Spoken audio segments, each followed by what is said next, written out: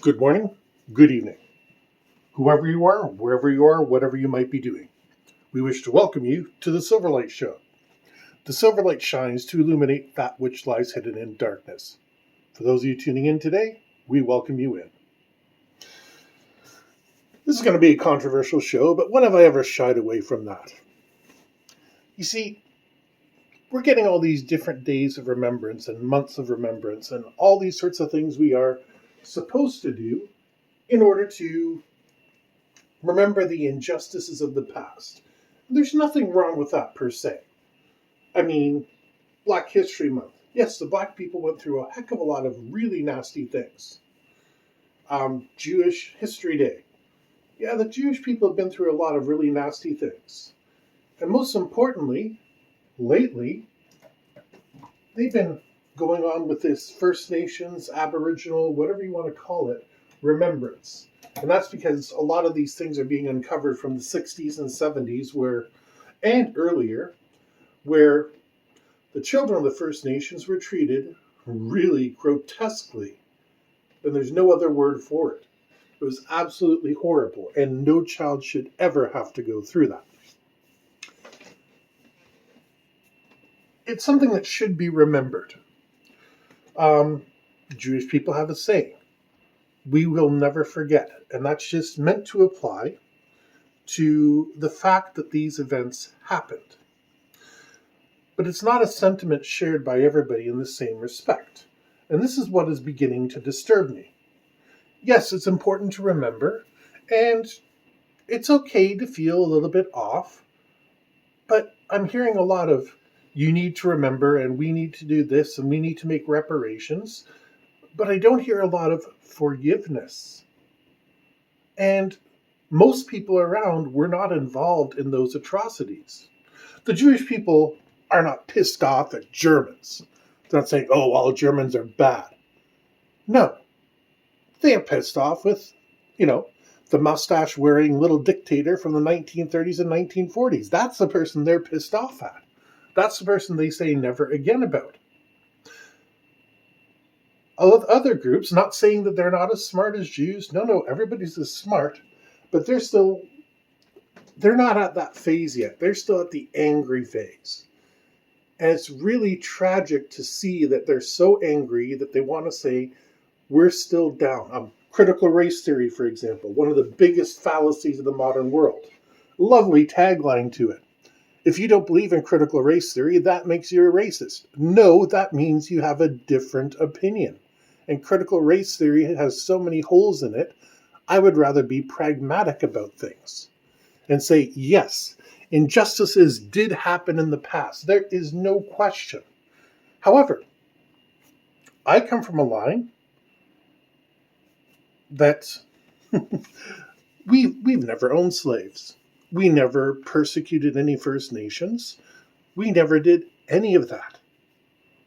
Now, how far back that goes in time, I don't know. If you go back far enough, I know there's some Viking lineage in there, but that's 1,000 years ago, and it's very tenuous how much that link is in there. So how far back are we supposed to go with remembrance, yes, but you don't hear anybody around today going, oh, remember how bad the Vikings were? No, and as a matter of fact, the Norwegians and those sort of people are kind of proud of being Vikings and having gone places and discovered things. You don't hear people talking about the Vikings slaughtering the First Nations, which they did by their own admission. Skrælings, as they called them.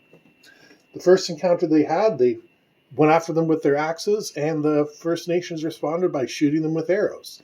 At that point, Viking technology and First Nation technology was not so different, and a hail of arrows was enough to drive anybody away.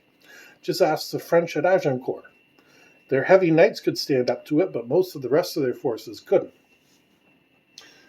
And you don't hear the French complaining that the Vikings conquered their territory, and you don't hear the First Nations complaining that their ancestors were persecuted by the Vikings. So I'd like to know, at what point does forgiveness happen? Looking at the Jewish example, like I said, it's about 70, 80 years where we've gone from hating the Germans as what they did in World War II to people having a Volkswagen or a Volvo and, buying Airbus, which is a division of Messerschmitt. Well, actually, Messerschmitt was rolled up into Airbus, and no one thinks about buying an Airbus today. The Germans have been completely forgiven. The Russians and Chinese, with all the deaths on their hands, which are 80 million or more in the past 100 years, clean slate. No problem about that. They're somehow forgiven for their past sins. But the same time period, 60s and 70s, there's no forgiveness being offered. This is something I think we need to do for the various people who've been persecuted. Yes, it is unfair what happened to you. I will stand behind you. I will march beside you in parades. I will be your ally. But don't then turn around and tell me that I'm racist simply because I am different from you. And you know what? A little forgiveness wouldn't hurt. We have politicians offering apologies and, all these sorts of things because, hey, that's what politicians do. But if somebody apologizes, it's considered good form to accept it. I mean, we're never going to be perfectly equal. Someone's always going to be ahead. I live in an extremely ethnically diverse area. And I'm sure our neighbors have grudges against each other. I had one with one of my next door neighbors. It went about 3 years, but then we forgave each other and we moved on. And now we're good neighbors. And that's what we keep forgetting in this world. There's just no forgiveness. We can't convince people to get off their high horse once they're on it. Slavery, horrible institution, disgusting. My family had nothing to do with it. As a matter of fact, no one I know had their family own slaves. But we're meant to feel guilty for it.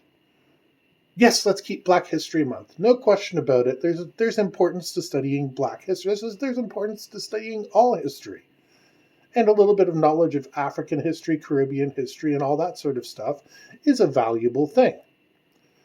But some people then spin that around and start saying, oh, well, you're one of them, we're one of us. They start polarizing the issue, so that way you wind up with cliques. And if you're on our side of it, you can't socialize with people on the other side. That's an 1800s way of doing things. Charles Darwin didn't do that, but his cousin Erasmus certainly did. And Erasmus was the one who inspired social Darwinism, which eventually gave rise to the Nazi Party. Different groups of people have different abilities, and that is simply because in a given group, over time, things are going to change. Maybe this generation of family raises a group of artists. Maybe a couple generations from now, they raise a group of physicists. It's just luck of the draw genetically, and not everybody gets to be an astronaut. The white people peaked at the right time, and Jared Diamond wrote a great book called Guns, Germs, and Steel. Most people couldn't stand up to the guns, germs, and steel. And in fact, white people couldn't stand up to the germs of Central Africa.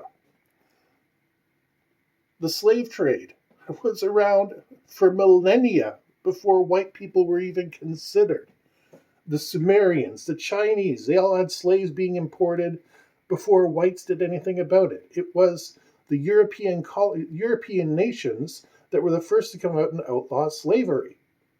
And now we're the ones that are having this foisted on us, saying that we were responsible for it. Well, no, we were not the ones capturing the slaves. We're not the first link in the chain. We were the last link in the chain, I give you that. We were the target market. Well, those of us that participated in that down south in the United States. But you have to remember all the other people that were part of the supply chain. And forgiveness. No one in over 100 years has been a slave. I mean, I think the last one died in the 1950s or so. I'd have to look it up to be precise, but yeah. Now, the victims of the schools and the stuff, They're going after the government, but they forgot those were church-run schools. So where's the Catholic Church in all this? Coming out and saying, yeah, we had some serious problems, and they need some forgiveness too.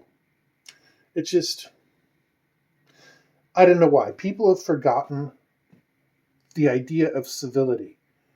And First Nations especially, because they're supposed to be spiritual and down to earth. I know that's not really how things were. They had civilizations. They had wonderful advanced societies, and unfortunately European germs came in and killed them.